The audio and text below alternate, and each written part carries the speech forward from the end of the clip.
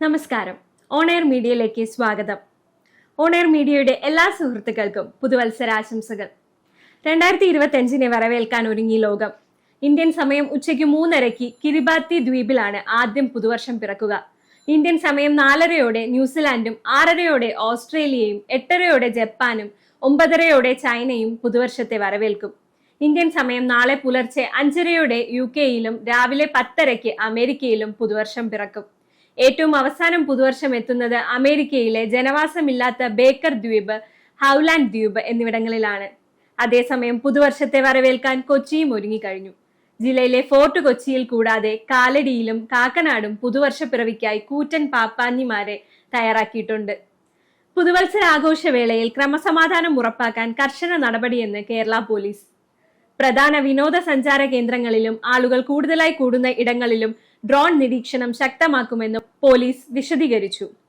ഗതാഗത നിയമങ്ങൾ ലംഘിക്കുന്നവർക്കെതിരെ കർശന നടപടി സ്വീകരിക്കുമെന്നും കർശന വാഹന പരിശോധന ഉണ്ടാകുമെന്നും പോലീസ് അറിയിച്ചു.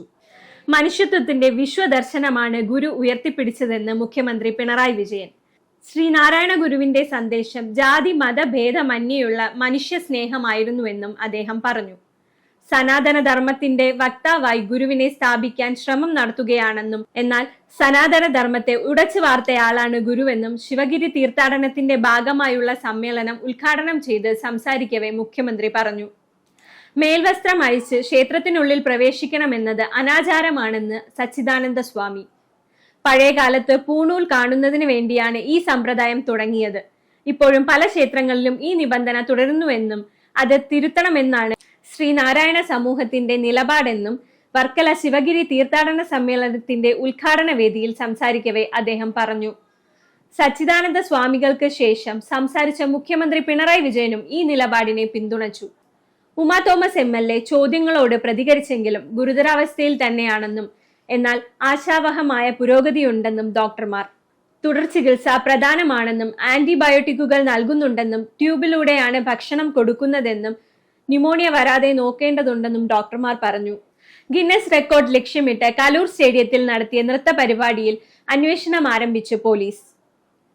പരിപാടിയിൽ പങ്കെടുത്ത സിനിമാ താരങ്ങളായ സിജോയ് വർഗീസ്, ദിവ്യ ഉണ്ണി അടക്കമുള്ളവരുടെ മൊഴിയെടുക്കുമെന്ന് പോലീസ് അറിയിച്ചു.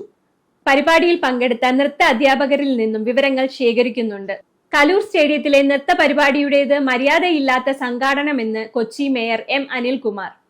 തന്നെ സംഘാടകർ ക്ഷണിച്ചത് തലേ ദിവസം മാത്രമാണ്, അപ്പോൾ തന്നെ വരില്ല എന്ന് പറഞ്ഞിരുന്നുവെന്നും GCDA ചെയർമാനെയും വിളിച്ചെങ്കിലും പോയില്ലെന്നും മേയർ പറഞ്ഞു. സംഘാടകർ കോർപ്പറേഷന്റെ ഒരനുമതിയും വാങ്ങിച്ചില്ലെന്നും ചില്ലിക്കാശ് വിനോദ നികുതി അടച്ചിട്ടില്ലെന്നും M. അനിൽകുമാർ പറഞ്ഞു. പരിപാടിയുടെ സംഘാടകർക്ക് ഉടൻ നോട്ടീസ് അയക്കുമെന്നും മേയർ പറഞ്ഞു.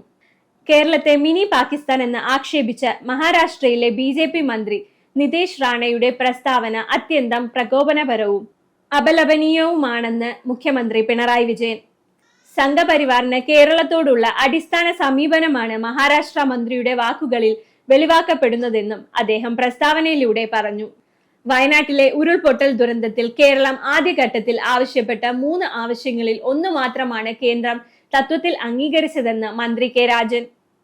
154 ദിവസം കഴിഞ്ഞാണോ അതിതീവ്ര ദുരന്തമാണെന്ന് കേരളത്തെ അറിയിക്കേണ്ടതെന്നും വീണ്ടും വീണ്ടും കത്ത് കൊടുത്തതിന്റെ അടിസ്ഥാനത്തിലാണ് ഇപ്പോഴത്തെ മറുപടിയെന്നും അദ്ദേഹം പറഞ്ഞു. 2 മാസത്തിനകമായിരുന്നു ഈ കത്തെങ്കിൽ എന്തെങ്കിലും ഗുണമുണ്ടായേനെ എന്നും പുറത്തുനിന്നുള്ള ഏജൻസികളുടെ എങ്കിലും സഹായം തേടാമായിരുന്നുവെന്നും മന്ത്രി പ്രതികരിച്ചു. പ്രധാനമന്ത്രി നരേന്ദ്രമോദിക്കെതിരെ CPI സംസ്ഥാന സെക്രട്ടറി ബിനോയ് വിശ്വം. കൊക്കിന് പരന്ന പാത്രത്തിൽ ഭക്ഷണം വിളമ്പിയ കുറുക്കന്റെ ബുദ്ധിയാണ് മോദിക്കുള്ളതെന്നും മോദി സർക്കാരിന് ജനങ്ങളുടെ വികാരം മനസ്സിലാകുന്നില്ലെന്നും ഹൃദയത്തിന് പകരം കരിങ്കല്ലാണ് മോദിക്കുള്ളതെന്നും അദ്ദേഹം പറഞ്ഞു. വയനാട് ദുരിതത്തിൽപ്പെട്ട എല്ലാവരുടെയും കടങ്ങൾ എഴുതിത്തള്ളാൻ കേന്ദ്ര സർക്കാർ തയ്യാറാകണമെന്നും കഴുത്തിൽ കുത്തിപ്പിടിച്ച് കേരളത്തെ ശ്വാസം മുട്ടിക്കുകയാണെന്നും അദ്ദേഹം കുറ്റപ്പെടുത്തി. പത്തനംതിട്ട ജില്ലാ സമ്മേളനത്തിലെ വിമർശനങ്ങൾക്ക് മറുപടിയുമായി G. സുധാകരൻ. താൻ ശബ്ദമുയർത്തുന്നത് പാർട്ടിക്ക് വേണ്ടിയാണെന്നും വിശ്രമ ജീവിതം നയിക്കാൻ ആരും പറയേണ്ടെന്നും അദ്ദേഹം പറഞ്ഞു. തന്റെ ശബ്ദം ഉയരാതിരിക്കാനാണ് ചിലർ ശ്രമിക്കുന്നത്. പത്തനംതിട്ടയിൽ എറിഞ്ഞ കല്ല് അവിടെ തന്നെ കിടക്കുകയാണെന്നും ഇവിടെ വീണിട്ടില്ലെന്നും അദ്ദേഹം പറഞ്ഞു. പാലക്കാട് കൊഴിഞ്ഞാമ്പാറയിലെ വിമതരെ അനുനയിപ്പിക്കാൻ ശ്രമം ആരംഭിച്ച് CPM ജില്ലാ നേതൃത്വം. സംസ്ഥാന നേതൃത്വത്തിന്റെ നിർദ്ദേശപ്രകാരമാണ് വിമതരെ തിരിച്ചു കൊണ്ടുവരാനുള്ള ജില്ലാ നേതൃത്വത്തിന്റെ നീക്കം. CPM ജില്ലാ നേതൃത്വം നേരിട്ട് വിമത നേതാക്കളുമായി ഒന്നിലധികം ചർച്ചകൾ നടത്തിയെന്നാണ് വിവരം. മുന്നോട്ട് വെച്ച നിബന്ധനകൾ അംഗീകരിച്ചാൽ ഒപ്പം നിൽക്കാമെന്ന നിലപാടിലാണ് വിമതർ. TP വധക്കേസ് പ്രതി കൊടി സുനിക്ക് പരോൾ നൽകിയതിൽ എന്താണ് മഹാ അപരാധമുള്ളതെന്ന് CPM നേതാവ് P ജയരാജൻ. അർഹതയുണ്ടായിട്ടും സുനിക്ക് 6 വർഷമായി പരോൾ അനുവദിച്ചില്ലെന്നും കോവിഡ് കാലത്തു പോലും പരോൾ നൽകിയിരുന്നില്ലെന്നും കൊടിയുടെ നിറം നോക്കാതെ പരോൾ ശുപാർശ നൽകിയിട്ടുണ്ടെന്നും ജയരാജൻ ഫേസ്ബുക്കിൽ കുറിച്ചു. Alappuzha excise deputy commissioner PK ജയരാജിനെ സ്ഥലം മാറ്റി. സർവീസിൽ നിന്ന് വിരമിക്കാൻ 5 മാസം മാത്രമുള്ള കൊല്ലം സ്വദേശിയായ ഉദ്യോഗസ്ഥനെ മലപ്പുറത്തേക്കാണ് മാറ്റിയത്. ഡെപ്യൂട്ടി കമ്മീഷണറായ PK ജയരാജ് ജില്ലയിലെ ലഹരി മാഫിയയ്ക്കെതിരെ കർശന നടപടി സ്വീകരിച്ചിരുന്നു. കഴിഞ്ഞ ദിവസം പ്രതിഭ MLA യുടെ മകൻ കനിവ് ഉൾപ്പെടെയുള്ള 9 അംഗ സംഘത്തെ എക്സൈസ് കഞ്ചാവുമായി പിടികൂടിയത് വലിയ വാർത്തയായിരുന്നു. കട്ടപ്പനയിൽ ജീവനൊടുക്കിയ നിക്ഷേപകൻ സാബു തോമസിന്റെ നിക്ഷേപ തുക തിരികെ നൽകി സഹകരണ സൊസൈറ്റി. 14,59,940 രൂപയാണ് തിരികെ നൽകിയിരിക്കുന്നത്. സാബുവിനെ ഉദ്യോഗസ്ഥർ അപമാനിക്കുകയായിരുന്നു. ഇതിൽ മനം നൊന്താണ് സാബു ജീവൻ ഒടുക്കിയത്. ഇന്നലെയാണ് ബാങ്ക് അധികൃതർ പണം കൈമാറിയത്. അതേസമയം വാർദ്ധക്യ സഹജമായ അസുഖത്തെ തുടർന്ന് ചികിത്സയിലായിരുന്ന സാബുവിന്റെ അമ്മ ത്രേസ്യാമ്മ ഇന്ന് അന്തരിച്ചു. അമ്മയുടെയും ഭാര്യയുടെയും ചികിത്സാ ആവശ്യങ്ങൾക്ക് വേണ്ടിയായിരുന്നു സാബു പണത്തിന് വേണ്ടി ബാങ്കിനെ സമീപിച്ചത്. ആത്മഹത്യ ചെയ്ത നിക്ഷേപകൻ സാബുവിനെ അധിക്ഷേപിച്ച് CPM നേതാവ് MM മണി.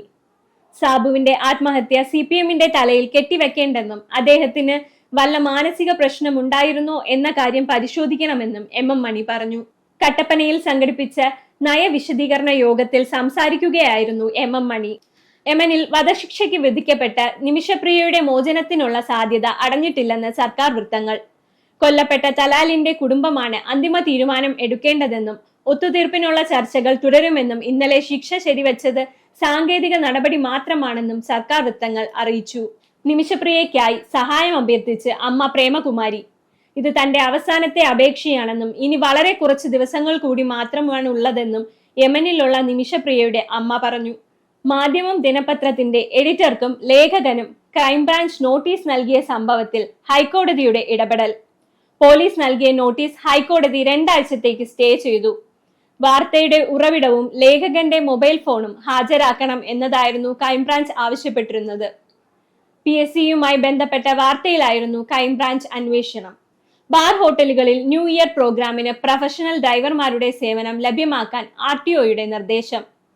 ഉപഭോക്താക്കൾ ഡ്രൈവർമാരുടെ സേവനം ഉപയോഗിക്കാൻ വിസമ്മതിക്കുകയും മദ്യപിച്ച് വാഹനമോടിക്കാൻ ശ്രമിക്കുകയും ചെയ്യുന്ന സന്ദർഭങ്ങളിൽ ഹോട്ടൽ മാനേജ്മെന്റ് ഉടൻ തന്നെ അടുത്തുള്ള പോലീസ് സ്റ്റേഷനെയോ RTO എൻഫോഴ്സ്മെന്റ് അതോറിറ്റിയെയോ അറിയിക്കണമെന്നും നിർദ്ദേശമുണ്ട്.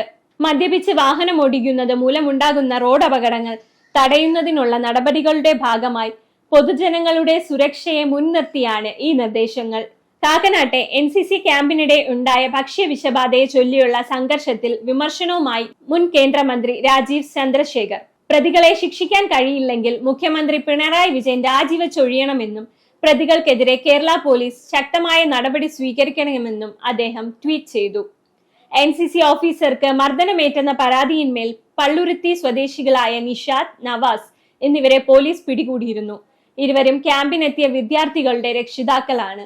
ചോദ്യപേപ്പർ ചോർത്തിയിട്ടില്ലെന്നും എല്ലാവരും ചെയ്യുന്നത് പോലെ ചോദ്യങ്ങൾ പ്രവചിക്കുക മാത്രമാണ് ചെയ്തതെന്നും MS സൊല്യൂഷൻസ്. കേസിൽ ഗൂഢാലോചന എങ്ങനെ നിലനിൽക്കും എന്ന് കോടതി ചോദിച്ചു. ഒരാൾക്ക് ഒറ്റയ്ക്ക് ഗൂഢാലോചന നടത്താൻ കഴിയുമോ എന്നും ചോദ്യപേപ്പറിന്റെ ഉത്തരവാദിത്വം വിദ്യാഭ്യാസ വകുപ്പിന് അല്ലേ എന്നും ഉദ്യോഗസ്ഥരെ ആരെയും പ്രതി ചേർത്തിട്ടില്ലല്ലോ എന്നും ചോദ്യപേപ്പറിന്റെ സംരക്ഷണ ചുമതല വിദ്യാഭ്യാസ വകുപ്പിന് അല്ലേ എന്നും കോടതി ചോദിച്ചു. തിരുവനന്തപുരം നെടുമങ്ങാട് മുല്ലശ്ശേരി റോഡിലുള്ള PA Aziz engineering and polytechnic കോളേജിലെ പണി തീരാത്ത ഹാളിനുള്ളിൽ കത്തിക്കരിഞ്ഞ നിലയിൽ മൃതദേഹം കണ്ടെത്തി. കോളേജ് ഉടമ മുഹമ്മദ് അബ്ദുൾ അസീസ് താഹയുടേതാണ് മൃതദേഹം എന്നാണ് സംശയിക്കുന്നത്. അസ്വാഭാവിക മരണത്തിന് പോലീസ് കേസെടുത്ത് അന്വേഷണം ആരംഭിച്ചു. ഫിഷറീസ് മറൈൻ എൻഫോഴ്സ്മെന്റ് റെസ്ക്യൂ സംഘം കടലിൽ കുടുങ്ങിയ 2 ബോട്ടുകളിൽ ഉണ്ടായിരുന്ന 19 മത്സ്യത്തൊഴിലാളികളെ രക്ഷപ്പെടുത്തി. മുനക്കക്കടവ് ഫിഷ് ലാൻഡിംഗ് സെന്ററിൽ നിന്നും തിങ്കളാഴ്ച രാവിലെ മത്സ്യബന്ധനത്തിന് പോയ മേരി മാത എന്ന ബോട്ടിന്റെ എഞ്ചിൻ നിലച്ച് കടലിൽ കുടുങ്ങിയ മത്സ്യത്തൊഴിലാളികളെയാണ് രക്ഷിച്ചത്. സ്വകാര്യ എസ്റ്റേറ്റിൽ ഡിജിറ്റൽ സർവേ നടത്തുന്നതിന് 50,000 രൂപ കൈക്കൂലി വാങ്ങിയ സർവേ വിഭാഗം താൽക്കാലിക ഉദ്യോഗസ്ഥനെ വിജിലൻസ് അറസ്റ്റ് ചെയ്തു. താൽക്കാലിക സർവേയർ എസ് നിതിനെയാണ് ഇടുക്കി വിജിലൻസ് ഡിവൈഎസ്പി ഷാജു ജോസിന്റെ നേതൃത്വത്തിലുള്ള സംഘം നേര്യമംഗലത്തെ റെസ്റ്റ് ഹൌസിൽ നിന്നും പിടികൂടിയത്. സ്കൂട്ടർ യാത്രക്കാരൻ ആംബുലൻസിന്റെ വഴിമുടക്കിയതായി പരാതി. വയനാട്ടിൽ നിന്നും രോഗിയുമായി കോഴിക്കോട് മെഡിക്കൽ കോളേജിലേക്ക് വന്ന ആംബുലൻസ് ആണ് പ്രതിസന്ധി നേരിട്ടത്. അടിവാരം മുതൽ കാരന്തൂർ വരെയാണ് തടസ്സമുണ്ടാക്കിയതെന്നും 1 മണിക്കൂർ ഇക്കാരണം മൂലം വൈകിയെന്നും ആംബുലൻസ് ഡ്രൈവർ ഉനൈസ് പറഞ്ഞു. സ്കൂട്ടർ ഓടിച്ച കോഴിക്കോട് ചെലവൂർ സ്വദേശി അഫ്നസിനോട് ഇന്ന് വൈകിട്ട് RTOയ്ക്ക് മുൻപിൽ ഹാജരാകാൻ നിർദ്ദേശം നൽകി. വയനാട് മേപ്പാടിയിൽ മിഠായി കഴിച്ച കുട്ടികൾക്ക് വയറുവേദന. മേപ്പാടി മദ്രസയിലെ കുട്ടികൾക്കാണ് വയറുവേദന അനുഭവപ്പെട്ടത്. 16 കുട്ടികളെ അടുത്തുള്ള പ്രാഥമിക ആരോഗ്യ കേന്ദ്രത്തിൽ പ്രവേശിപ്പിച്ചിരിക്കുകയാണ്. മദ്രസയിലെ ഒരു കുട്ടിയുടെ പിറന്നാൾ ആഘോഷത്തോടനുബന്ധിച്ച് 50ഓളം മിഠായികൾ അടുത്ത ബേക്കറിയിൽ നിന്ന് വാങ്ങി നൽകിയിരുന്നു. അതിനുശേഷമാണ് കുട്ടികൾക്ക് വയറുവേദന അനുഭവപ്പെട്ടത്. രാജ്യത്തെ മുഖ്യമന്ത്രിമാരുടെ സ്വത്ത് വിവരങ്ങൾ പുറത്തുവിട്ട് അസോസിയേഷൻ ഫോർ ഡെമോക്രാറ്റിക് റിഫോംസ് നിലവിൽ രാജ്യത്തെ ഏറ്റവും കുറവ് സാമ്പത്തിക ശേഷിയുള്ള മുഖ്യമന്ത്രി തൃണമൂൽ കോൺഗ്രസ് അധ്യക്ഷയും പശ്ചിമ ബംഗാൾ മുഖ്യമന്ത്രിയുമായ മമതാ ബാനർജിയാണെന്ന് റിപ്പോർട്ട്. കേരള മുഖ്യമന്ത്രി പിണറായി വിജയൻ 1.18 കോടിയുമായി ഏറ്റവും കുറവ് സമ്പത്തുള്ള മുഖ്യമന്ത്രിമാരുടെ ലിസ്റ്റിൽ ഇടം നേടി. 931 കോടിയിലധികം ആസ്തിയുള്ള ആന്ധ്രാപ്രദേശ് മുഖ്യമന്ത്രി N ചന്ദ്രബാബു നായിഡു ആണ് ഇന്ത്യയിലെ ഏറ്റവും സമ്പന്നനായ മുഖ്യമന്ത്രി എന്നും റിപ്പോർട്ടിലുണ്ട്. പ്രധാനമന്ത്രി നരേന്ദ്രമോദി രാഷ്ട്രീയം അവസാനിപ്പിക്കണമെന്നാവശ്യപ്പെട്ട് ഖലിസ്ഥാൻ അനുകൂല പ്രതിഷേധക്കാർ ലണ്ടനിലെ ഇന്ത്യൻ ഹൈക്കമ്മീഷനു പുറത്ത് തടിച്ചുകൂടി. പ്രകടനത്തിൽ ഒരു കൂട്ടം പ്രതിഷേധക്കാർ മോദി രാഷ്ട്രീയത്തെ ഇല്ലാതാക്കുക എന്ന മുദ്രാവാക്യവും മുഴക്കിയിരുന്നു. ഇന്ത്യയിൽ നിന്ന് വേർപെടുത്തി സിഖ് മതത്തിലുള്ളവർക്ക് സ്വതന്ത്രമായ ഒരു രാജ്യമാണ് ഖലിസ്ഥാൻവാദികൾ ആവശ്യപ്പെടുന്നത്. പ്രതിഷേധം നടക്കുന്ന പ്രദേശത്ത് ഹൈക്കമ്മീഷൻ സുരക്ഷ വർദ്ധിപ്പിച്ചു. അദാനിയുടെ സ്മാർട്ട് മീറ്റർ വാങ്ങില്ലെന്ന് തമിഴ്നാട്. ടെൻഡർ നടപടികൾ തമിഴ്നാട് വൈദ്യുതി വകുപ്പ് റദ്ദാക്കി. 82 ലക്ഷം സ്മാർട്ട് മീറ്ററുകൾ വാങ്ങാനായിരുന്നു ടെൻഡർ. ഉയർന്ന തുക കാരണമാണ് ടെൻഡർ റദ്ദാക്കിയതെന്ന് തമിഴ്നാട് വൈദ്യുതി വകുപ്പ് വ്യക്തമാക്കി. ചെന്നൈ, തിരുവള്ളൂർ, കാഞ്ചീപുരം, ചെങ്കൽപ്പട്ട് എന്നിവയുൾപ്പെടെ 8 ജില്ലകളിൽ 82 ലക്ഷത്തിലധികം സ്മാർട്ട് മീറ്ററുകൾ സ്ഥാപിക്കുന്നതിനുള്ള പാക്കേജ് ടെൻഡറാണ് റദ്ദാക്കിയത്. സന്തോഷ് ട്രോഫിയിൽ കേരളം ബംഗാൾ ഫൈനൽ ഇന്ന് രാത്രി 7:30. 8ാം കിരീടം ലക്ഷ്യമിട്ടാണ് കേരളം ഇറങ്ങുന്നത്. കേരളം 16ാം ഫൈനലിലാണ് ഇറങ്ങുന്നത്. ബംഗാളിനാവട്ടെ 47ാം കലാശപ്പോരാണ്. ബംഗാളിന്റെ അക്കൗണ്ടിൽ 32 കിരീടമുണ്ട്. കേരളത്തിന് 7 വിജയങ്ങളും.